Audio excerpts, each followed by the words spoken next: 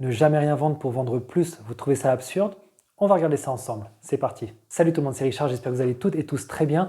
Aujourd'hui, je vais vous parler non pas d'une technique, non pas d'une méthode, mais une véritable philosophie qui me tient énormément à cœur, le fait de ne jamais rien vendre à proprement dit, mais plutôt être toujours dans l'écoute de son interlocuteur pour lui amener les meilleures solutions et pour vendre finalement le plus efficacement possible. Alors vous le savez peut-être, j'ai moi-même été formé en Angleterre, j'ai passé une licence de commerce là-bas et j'ai également travaillé pendant 2 ans en tant que business developer en B2B. Et là-bas, en fait, ce que j'ai découvert sans vraiment m'en rendre compte, c'est que ils ont naturellement cette approche. C'est l'approche anglo-saxonne, Angleterre, Amérique, qui est vraiment énormément tournée vers l'écoute du client. Et c'est cette méthode qui arrive de plus en plus en France. Et nous, chez Highlight, c'est exactement ça qu'on développe, c'est le fait de laisser parler les gens et de les écouter. En gros, pour vous donner un petit ordre d'idée, ce qu'on m'a toujours conseillé, c'est que dans une conversation, on va laisser 80% du temps notre prospect ou notre client s'exprimer et nous, on va intervenir seulement 20% du temps. Alors je sais, j'en choque peut-être beaucoup actuellement qui regardent cette vidéo, mais je vous assure, c'est une méthode de vente qui est ultra efficace et je vais vous expliquer pourquoi. La première chose, c'est que votre acheteur ne va pas se sentir opprimé. Il est non-stop toute la journée en train de rembarrer des commerciaux dans tous les sens. Les rares qu'il reçoit lui retournent aussi souvent un petit peu le cerveau à vouloir caser leurs produits à tout prix. Et bien c'est là que vous allez arriver à vous démarquer en ayant une autre approche.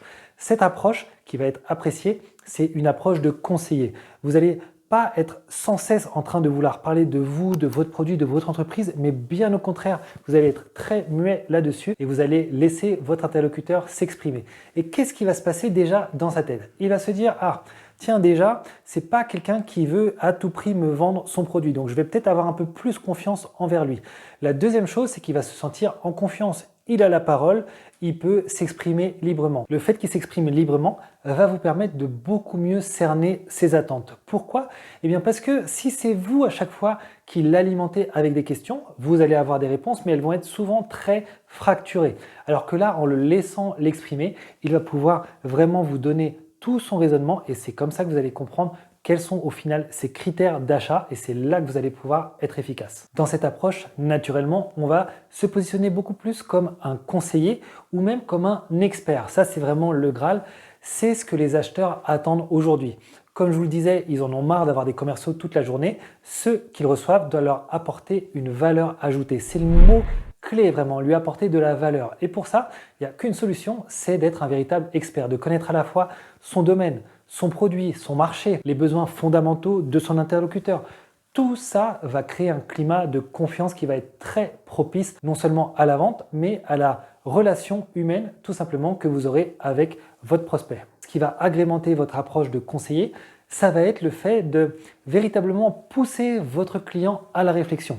Le but, c'est pas simplement de rester neutre et de donner des conseils lisses, mais c'est parfois aussi de le chambouler un petit peu dans son raisonnement, de parfois même le surprendre avec des réflexions que vous-même vous pouvez lui apporter, non pas dans le simple but de le déboussoler, mais plutôt de vraiment justement le pousser à cette réflexion et d'arriver à ce que lui-même se fasse son propre avis sur ses besoins. Parce que vous le savez peut-être, eh bien, les acheteurs, en général, ils ont une grande idée de ce qu'ils recherchent, mais ils n'ont pas véritablement exploré tous leurs besoins. Et c'est là que vous allez avoir une importance puisque vous allez pousser donc à la réflexion, vous allez éclaircir chaque zone d'ombre, ce qui va permettre à votre interlocuteur au final de lui-même arriver à ses conclusions. C'est là qu'il va falloir prendre du recul, essayer de rester le plus neutre possible. Je le sais, ça va vous démanger énormément de parler de votre produit. Moi, je suis comme vous, j'ai envie de proposer ma solution qui est vraiment l'idéal pour lui. Ben non, justement, si vous voulez garder votre positionnement en tant qu'expert, votre crédibilité,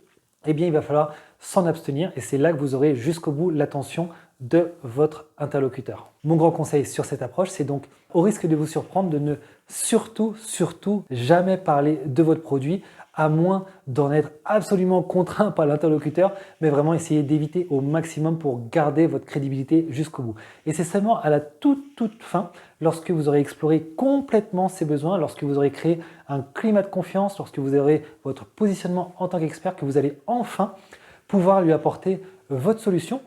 Et là d'ailleurs, ça sera même pas apporter un devis ou une solution à proprement dit, ça sera quasiment lui apporter une vision. Vous apportez votre vision de la chose et puis vous le laissez libre sans être pushy du tout de décider si c'est effectivement bon pour lui ou pas.